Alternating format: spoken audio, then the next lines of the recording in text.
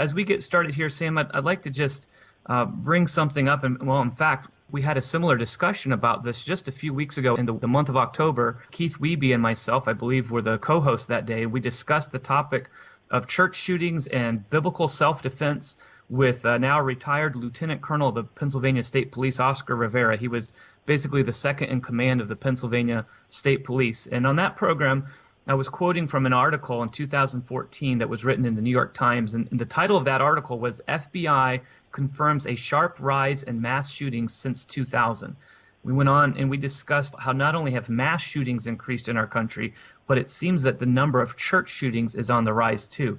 Sam, as president of American Pastors Network, could you maybe give us an update of information that we know? I know you've been interviewed on TV today even, but information that we know surrounding this church shooting, and maybe talk to us from your perspective, maybe possible reasons or connections that might help us understand why church shootings seem to be on the rise in our country. Well, Isaac, unfortunately, church shootings are on the rise. This was the worst, and you described it as the worst, most graphic.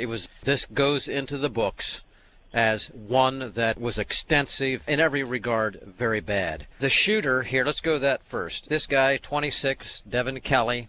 All we know that his friends and others seem to talk about him is that his ideology was probably most atheistic. They would say he preached atheism. We don't know all that means. There's a lot that's still coming out about it, so we don't know what else is involved. But he clearly went down the path of going in there with the intent of killing everybody in that church. That's what his intent was, with the body armor and everything. We do know that an observant neighbor saw what was happening. He took his rifle, and he was a good marksman. He was just a plumber, this guy.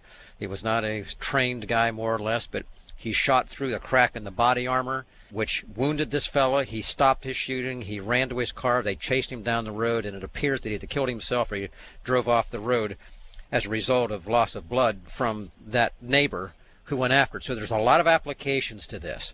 But the thing we need to know is that for a long time here now, there have been an increase in church shootings. The National Church Shooting Database is one place that keeps track. 139 shootings at churches between, now get this, 1980 and 2005. Now that's on theirs that they've documented. That total, 185 people killed, including 36 children. Now that's according to the National Church Shooting Base, 1980 to 2005.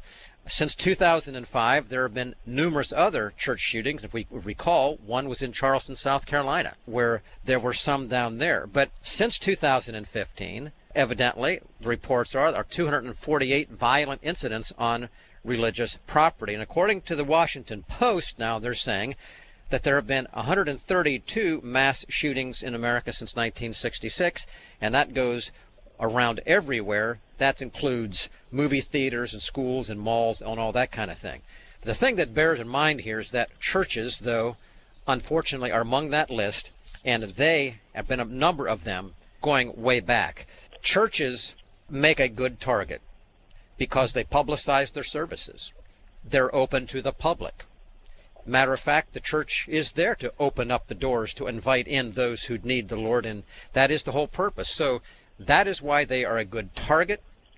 Many are thinking that, some are thinking that, and as a result of this, and we'll get into the implications of it, there will need to be some thinking done policy-wise by churches all across the country with what should they do, how should they respond. But unfortunately, churches are a good target for a wicked, evil-minded person.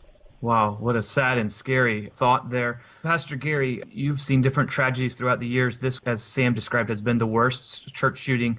You've been already interviewed a number of times today and have more interviews with local news today to come still. What words are you saying to your congregation, to others, and what kind of encouragement and comfort could you bring, especially maybe to talk to our listeners and maybe even somebody who would be involved with First Baptist Church there in Texas? What would you say to them in these moments that we have in our first segment here? Well, Isaac, first of all, I think of Psalm 34:18, where it says, "The Lord is nigh unto them that are of a broken heart." And certainly, I think of that pastor. I truly do think of the pastor down there. Who knows what he's going through? Frank Pomeroy is his name. And he must be terribly brokenhearted because of the fact that his own daughter was killed and many of his congregation. And perhaps I can continue this later on, but I think the thing to keep in mind, Isaac, is that God is near those who are of a broken heart and will heal in his time and in his way.